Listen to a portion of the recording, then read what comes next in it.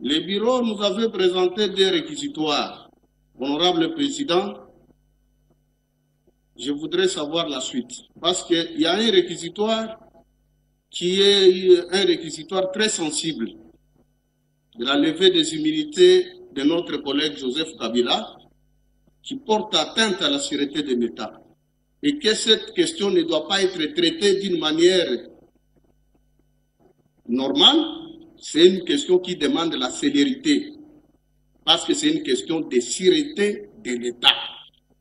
Si une fois cette rébellion s'embrase, et je vois aussi la main noire, vous connaissez la province du Maniema, c'est la province d'origine de Joseph Kabila.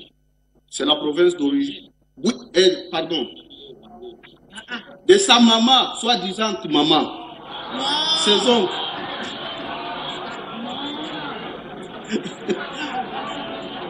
Et j'ajoute, laisse-moi, je comprends l'émotion des Congolais. Si vous pouvez poursuivre et conclure, s'il vous plaît. Ok. Honorable Président, je voudrais que je sois informé parce que c'est une question qui demande la célérité. Parce que l'urgence s'impose. Nous avons besoin vraiment que la justice soit faite, soit rendue. Je dois être informé.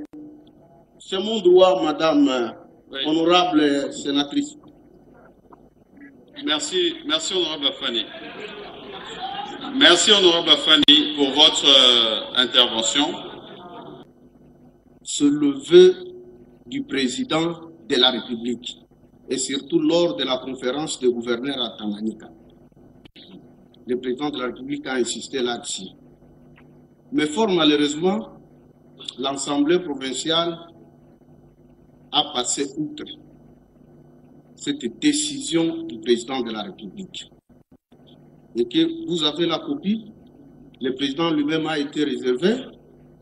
Je suppose que cette décision de l'Assemblée provinciale du Maniema ouvre une boîte à Pandore politique.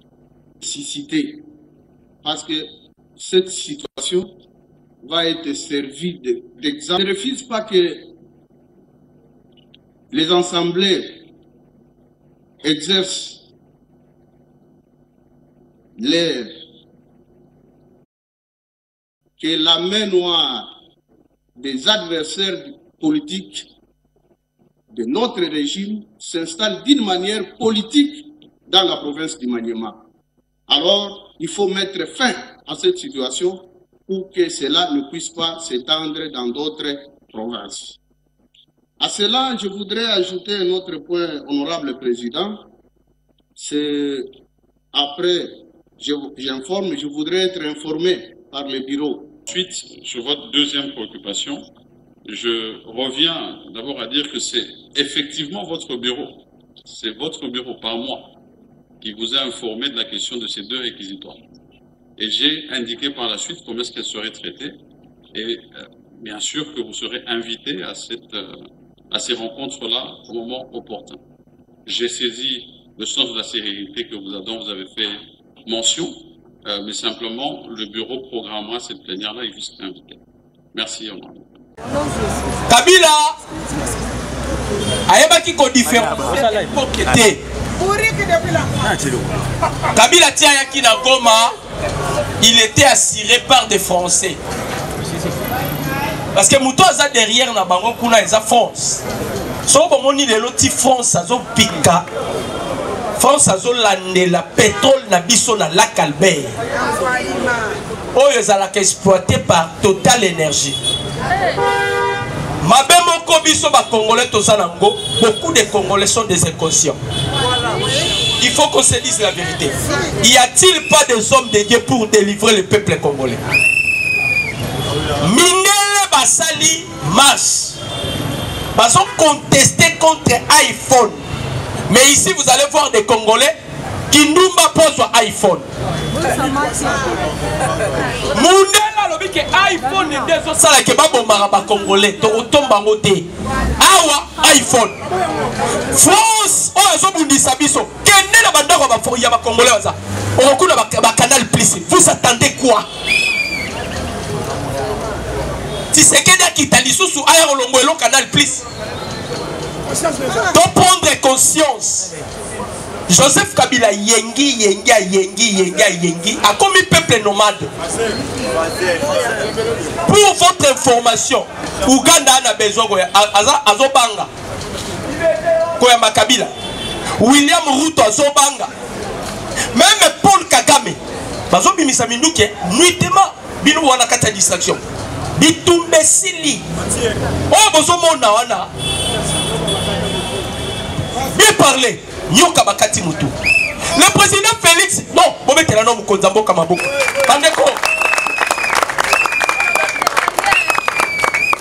il y a eu des hommes forts dans mon kilio, mais Tshisekedi est exceptionnel. Il y a eu des hommes forts, mais le président Félix est le président exceptionnel. Il a délocalisé la gueule à l'Ongoli guerre na est de la République. A Memi Angona Messa ya Donald Trump. Kagame si réellement za makasi. To solo la sikoyo boye. Devant un bateau yo batia guerre na Moko. Ce sont des Américains. Oui. Bill Clinton. Bill Clinton. Président Félix Alobi, on doit servir seulement les Américains. Bokosi li sabitumbo. France a bimi saki document moko, la RDC va signer des accords avec le Rwanda. Lukuta. C'est fort, archi fort. A bimi saki li sous dossier moko boy. Oh non, il y aura une force négative neutre, pardon, une force neutre et kozala Lukuta. Oh dans 2 mois, Lukuta. Maison Blanche, Washington a bimi si calendrier. Les 2 mai outils qu'on les catégories kotika ba dossier. Les 15 mai, les experts américains ainsi que les 2 ministres vont traiter le dossier. Le 21 mai, les 2 ministres vont se rencontrer. Le 15 juin, Paul Kagame, président Félix, devant Donald Trump. Présence, il y a William Ruto. Présence, il y a président Sadek. Présence, il y a président EAC. Bakozala. C'est-à-dire, na calqué à Donald Trump. Donald Trump a effacé de Wanabino, distraction. Donald Trump a effacé la 5 ans. Trump a dit bien que ici au Congo, la 5 ans, ils ne sont pas des hommes de Dieu. Imaginez Moutuloko la Ambongo. Bakei na sondage. Balobi Mouto soto cotiser candidat Vatican. Ya compte kana Vatican. Ya côté kana Vatican. Batongolais na Vatican bango batali babi mais il est trop politique. Lui, il n'est pas un homme de Dieu. Tangu même baloba qui ce sont des politiciens en robe. Batwaso qui on va mentir. Vatican va déter. Il faut et ça la sonne dans l'église catholique na Congo. À la tête de l'église catholique, balobi que ce monsieur ici, il est purement politique, c'est-à-dire la spiritualité politique n'existe pas. Dans l'église catholique, la spiritualité, il y a des fois. Yomoko Mobali, Yomoko Mwasi. C'est ça. Et l'on va dire même la vision notion et genre. Notion et genre. Quand vous avez la notion et genre, vous avez la transigeance. C'est-à-dire Mobali a l'embi qui Mobali a commis Mwasi. Tozongi et pas il y a Mate Fayou. Nabi Sarabino, s'il y a un politicien abouti au Congo, c'est Mate Fayou. Un imbécile tout fait. Aramaye l'été. Tozongi na nous Fayoulou. Fayoulou, Aleki na TV bazotu na ye. Mate Fayoulou botama wapi. Mate Fayoulou abi na botama na mama yemo, na botama na njini. Apesi des communes. Oui. Mate Fayoulou. Imaginez Martin Fayoulou comme président Félix Bassala qui coalitionne Joseph Kabila.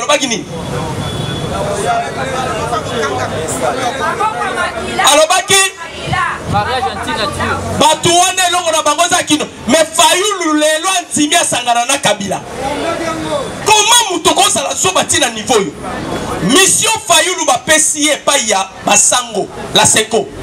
Parce que l'Union européenne a payé Basango 12 millions de dollars. basala effort, basali sa dialogue salama en République démocratique du Congo. Yango moni bandeko tambola et pas ya ba opposant. Bandeko, soki Joe Biden ti va quitter pouvoir. Président Félix a dit ça qui a tabozu oya na renégocier. À combien plus forte raison bino bato ba dialogue? Fayulu veut maintenant blanchir Paul Kagame. Tala basango makamba ozo sala. Bazo linga ba longola Kagame na dossier. Balo bakezala Kagame etenda bomaka ba Congolais na Est. Eza ba Congolais na ba Congo. C'est ça mission Fayulu ozo sala. Okomona bato a décidé mito e bouger. Bazo e ba maramutu na bango ozo sala te. Bazo ba nini? Problème est ça, problème il y a ba Congolais. Bazo congoliser problème. Ça dit il veut blanchir Paul Kagame. Heureusement, Président Félix a sali point de presse à lobby. Il y a des choses qu'on ne peut pas dire. Mais je vous promets que nous avons c'est la binopé. Pémoko est comme durable et définitive. Les termes qu'il avait utilisés.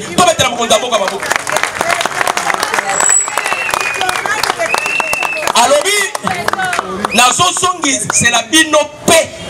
Mais Péwane est kozala durable et définitive. C'est ça la diplomatie. Awawa, on a effacé la France. Normalement, diplomatie Mukonzambo Kasali, et ça on l'a toujours observé. Mais France a besoin de calamité. On cherchait d'abord à neutraliser Paul Kagame. Paul Kagame est déjà affaibli. On m'a dit et ça distraction. Nanga za la gata ko se distrait Kabila zo lukaba zo ngise na Congo. Boyebi réponse au président Félix apesi au Basanjo. Au Basanjo ko senga Kabila zo nga wati. Président Félix non, l'homme message. Ayebi so Basanjo. Kabila zo nga nanya bengana Kabila na Congo. Oh réponse à nos PC c'est habité. Yolobi Nangaï, Kabila Salanini, Azo. N'a pas posé une question. Nanya Bengana Kabila, na Congo.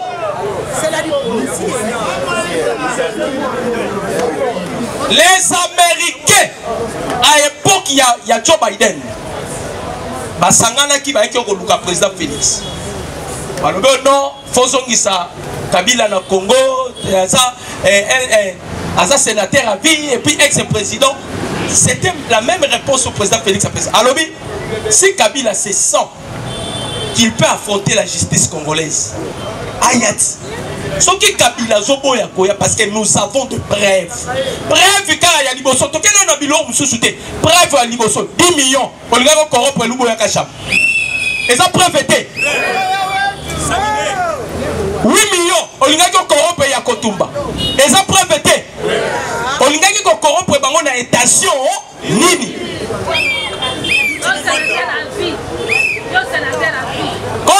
Tshisekedi wa Mulumba lobaki mwana wana akosampauvrir timbongo nyoso azwaki na Congo kosala nini. Imaginez Donald Trump aye na pouvoir. Dayebi Sarabino Trump c'est un ange que Dieu utilise pour la République démocratique du Congo. Botala koya mingi ya Trump et la makambo e boujaka. Asa ange nzamba utilisera kaka. Ange Michael. Parce que nzamba yaki déjà suscité le fils de la promesse. Moudozo incarné progéniture et Abraham, c'est le président Félix. Alors, Ndambe Fabi Misapeli sous Batumoro Boyebaya. Donald Trump a un pouvoir à sali décret. Alors, désormais, Moutounyoso et tous les hommes politiques en Afrique. Oh, bah, quand ils sont bons, on a aux États-Unis, bah, bah, qui n'a qu'un gars. Ah, on est resté à Boye. Bandeko. Et ça, les sous makamba robomba te. Mwana mama ye. Mwana mama. Naloba. Nasakola. Tokanga biso nyoso ba. Ozui Kamere. Ozui Sama Lokonde. Ozui Joseph Kabila. Tito Zokoma na 7e année. 7e année dans Zolobe. Il y a pouvoir, il y a Mukonzi Yamboka. Batouana, Tilelo, Bandima Kateke Tshisekedi n'a commis la 7e année. Pourquoi? Comme président Félix Azouaki Bokonzi, Bandeko, dans la vie, ça la bêtise, mais comment ça n'a rien embêté. Là, je vous dis la vérité. Le plus grand secret à réussir sa président Félix. Donald Trump a eu ça dans le micro dans la Maison Blanche. Donald Trump a landé net Tshisekedi. Parce qu'il a compris que Moutou a tabasso bundissé baso longaye. Président Félix a suivi mon compte, même biso na martyr, batozwa qui en aventure. Asengi pardon pour na projet de prédécesseur na ye. Batoyo bango moko ba bino basaki na nzambe. Yami balé. Tshisekedi a bisa nzambe lo mususte. On a tika na libelle na Congo te. Nzambe Congo eza munene ngana ko gérer mboko te. Nzambe kita na bonzambe na yo. Ya kovanda. Bandeko, la divinité a quitté le ciel. La divinité s'incarne dans le corps du président Félix. 155 fois tenté bazo bobayete. Donald Trump a kangi bat na Maison Blanche à Biboya to bon de la toluke nzambe. C'est ce qui fait la réussite à Mokonzamboka. Bayaki na ba poison les loyo conversation ya Sama Lokonde na Joseph Kabila. Data center a capté yango. Bandeko solo la nuit tema. Sama Lokonde azoloba na kotarde. Makambu ya levé à humilité na yo en attendant zo baluka baluko zo luka. Sama bozo bundi sans zombie. Tshisekedi aza un dieu est mort. Aza kisimi. Aza fantôme. Bozo bundi sa mutu bozo bosala ke boza bino nyoso identifié. Bitumba tozalaki na ngwa makasi. Bandeko bitumba tozalaki na ngwa makasi. Ezalaki ko écarter Paul Kagame. Ezalaki ko bandeko na ngai bako sabinote. Kabila c'était souris fabriqué. L'homme fort en Afrique c'était Paul Kagame. C'est lui qui avait remplacé Mobutu Sese Seko. Maintenant le président Félix aujourd'hui, il remplace place au Kagame Azalaki. Yango moni, on dit américain, bon que na Kagame malembe. Kagame azo senga ka sécurité na yi. Oh Kagame azo senga. Sécurité na bon que ne malembe pourquoi? Le président Félix est très à l'aise. Ah ouais, tozo sila na nabatu. Papa Dieu merci. Yo pozo ki mukano te. Tom même ma papa duplicateur to retika la caméra. Et kenda wapi? Tosomba barama ta de ram, tosunga caméra. Tom même la papa duplicateur na babiki. Tangu ba papier bungi. Na lobit. Baso bo matna este. Caméra zo de nosango. Na walungu mboka na yolo bakoza muta walungu. Baso bo mabatukuna olobakango. Non, on a compris. On a compris. Bonsoir basalaki nango. Ya nanga koya. J'espère que vous tu kolanda nani. Mutu na bango. Oui bien non. Pierre Louara. Pierre Louara a humilié Franck Kidiongo. Bolandiango. Pierre Louara lobby. Namoni makambo Tshisekedi asali. C'est bénéfique pour le peuple congolais. Pierre Louara. Alobi ngai namoni Tshisekedi makambo asali. En tout cas, c'était l'avantage pour le peuple congolais. C'est alors que notre mboka sera sécurisé. Parce que eloko ya yambo. Paul Kagame na doa. Yo kotaka na Congo ndengani. Oh non, mabele na biso zanga na ndap. Nezaka mabele na biso kota na Congo. Wana na doa. Babisie avez-vous des preuves? Bimisa totala. Soki mabele wande kota na Congo. Tshisekedi a tellement zota la Kagame. Épreuve exacte. Maintenant, c'est que le président Félix a les années.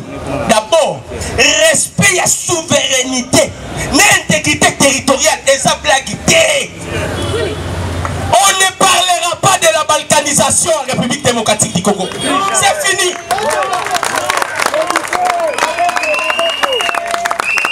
On ne parlera pas de la balkanisation. Donc, place voilà, tu sais que dans la Lipongi, il y a mis balé. Oui, mais non, ça va pas. 500 milliards d'euros américains balobi va opesa exploité pendant 15 ans. Balobi pendant 15 ans. Encore les amis entraîneurs. Pour solo là. Président Félix et Donald Trump non et Congo États-Unis. Mais exploit balobi pendant 15 ans. C'est-à-dire tu sais qu'il est d'accord là pendant 15 ans.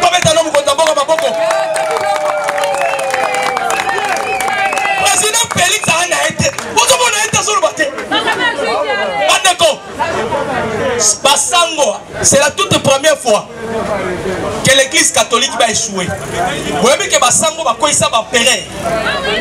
C'est que Basango va oublier Zanini. Vous voyez Bisabino. Quand le président Félix Azoki Bokonti, vous comptez la mission. Ba yeliye masque on a dit ça qui bino à Kakungu. Kananga Kotiko Babi. Maintenant nous sommes prêts à dialoguer. D'ailleurs, dans le dialogue Nabiso, il faut médiation sur le sango ba prêtre catholique. Ba kenaki ba sali déjà plan. Bandeko.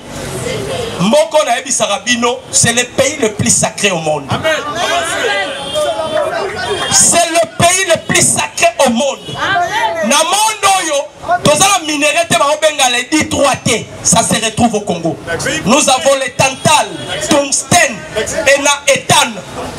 Toza pena ba germanium, toza na ba pyroclore, les 3T, minerai ba benga rango les 3T.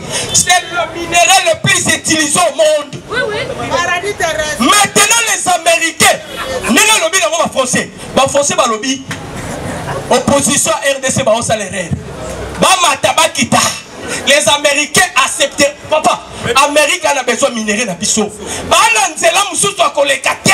On va signer les accords avec les Américains. Pourquoi? La Chine a outil comme ça la 10G. A combien de 10e génération? Chine a l'obé repère ça soit Amérique terre arabe. Amérique a tali à lobby, bitumbo na zala la Chine. Il faut nazwa kaka Congo na maboko. Une fois nazwi Congo, je dois dominer le monde. Parce que la République démocratique du Congo est le coffre-fort du monde. Yo Congolais au Vandi. Oh, Mokoyo. Papa. Papa. Herman Cohen. Herman Cohen a lobby. Le président Tshisekedi. Le président Tshisekedi a tikali icône pour la République démocratique du Congo.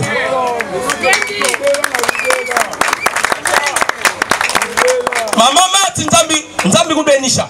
Nzambi kubenisha. Maman Nzambi wa kubenisha. Obi pourquoi la Nzambi wa kubenisha?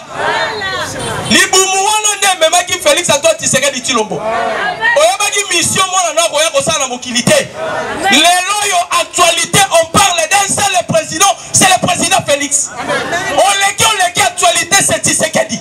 Tshisekedi a fait ceci, Tshisekedi a fait cela. Moi je me pose la question. Pour le qui na biso Tshisekedi a tangate. Si ko Tshisekedi a komi ko mema mokili na maboko azuma. Wapi? Pour le biso tangate. Bandeko, neko. Na separa la verset biblique moko lobaka. La Bible basal la nzambe baza. Oh ba rabosal la nzambe. Yoka Bible maramba lobaka. Lorsque Dieu éprouve la voix d'une personne, il dispose favorablement même ses ennemis. Dieu a préparé Tshisekedi pour leur renverser ce monde. Parce que le Congo est salaki na moka ya bandoki. Tshisekedi il devient maintenant le type de Jésus, le type de Moïse. Moïse a mis si bas dans Israël. Les Égyptiens que vous voyez, vous ne les verrez plus jamais. Les Égyptiens que vous voyez, vous ne les verrez plus jamais. Tozongi pas ya Yesu. Yesu de son vivant. Après avoir combattu Yesu, il est allé prêcher dans les séjours des morts. L'objectif c'était aller récupérer la clé de la vie. Tshisekedi est allé là où se trouvent les formations, là où se trouvent les Illuminati. Il a récupéré la clé de la délivrance de la République démocratique du Congo. Pour Matabo qui dans le Congo c'est délivré.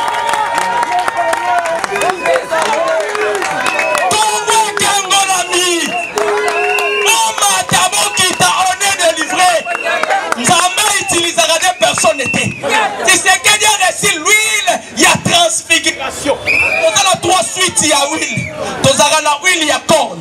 Dans la huile, il y a fleurle. Dans la huile, il y a transfiguration. Mais Tshisekedi a reçu l'huile de la transfiguration. Voilà pourquoi Zala Kata s'est transfiguré. Tantôt comme Kimbangu, tantôt comme Tshisekedi, tantôt comme Kipavita, tantôt comme Lumumba. Papa, mon qu'il a un problème.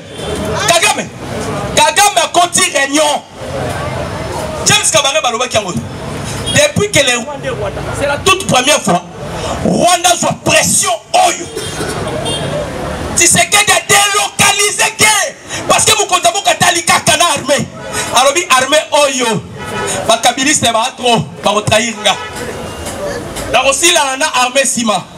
Na zo na no bitumba na memango to vanda na mesa to solola. Bitumbe ko ba ko solola. To bete la Thérèse Kayikwamba maboko ko. Moi si on la pose à sinon, la président dit tout ça la décoration to geto tikelaï. Bandeko, Thérèse Kayikwamba fait la fierté à ma maman. Fait la fierté à ma maman. Maintenant Moutami Bala bloqué Kagame. Moutami Bala a bloqué Kagame. C'est le ministre Kizito. Ministre des Mines. Comment est-ce que Kizito a la beaucoup? Ministre Kizito. Pourquoi? On a identifié maintenant tous les provinces miniers. Bandeko. Tozalaki na Samba Awa. Ok, Tozalaki na Nyongo ya CRGL. Il y a des millions d'époques il y a Samba. Tofuta Rambongo Wanate. CRGL les organismes internationaux et ils ont s'occupé de Makambu ya Kralat. Il y a un monde détecteur kaba minéré. Oh, ma minéré à Makilaton. Tozalaki qui participer mais Tozalaki ba membre été. Les ministres Atali Alobi vit la vision ya chef. Toba nana no kokuta mongo. Tofuti mongo nyoso to avancer na mongo 2025. Lelo soki to lobby baso yo ke la biso. C'est lui-même qui a pris l'initiative que ma zone soit occupée par des rebelles. Et ça la zone rouge. Les Américains sont inclinés. Joseph Kabila, Okosuka Mapé. Donald Trump aïe. Donald Trump a lobby n'a fragilisé. Lobby qui va frapper derrière Pologne. Va frapper Pologne. Va retirer ma militaire et puis va retirer ma matériel. Batali maintenant Kabila na Katumbi. Ma bibi no bota makelele. Dossier iranium na mesa e. Ba fongoli Algazia. Algazia. Non. Alcazar. Eza prison ya mabe koleka. Ya ma eza na île. Ba fongoli parce que Donald Trump alobi non. Makambo sala mi na Congo. Batu musu ba mérité ko tala monter mais ba kende kuna. Imaginez bande comme congolais. Otala mutu lokola fayi lusoba. Ba sénateur na Virginie, 4 sénateurs. Ba sangani balobi non. Makambo esalami na Congo. Tozo senga Donald Trump. Ba commanditaire ya ba crime de guerre. Ne ko ebisa bino ndenge Dr. Uchukoloba. Que le président Tshisekedi na ndenga lukutate. Parce que Baby Melobi n'est prophète chez lui. Amélie Simukiri Mobimba Bé.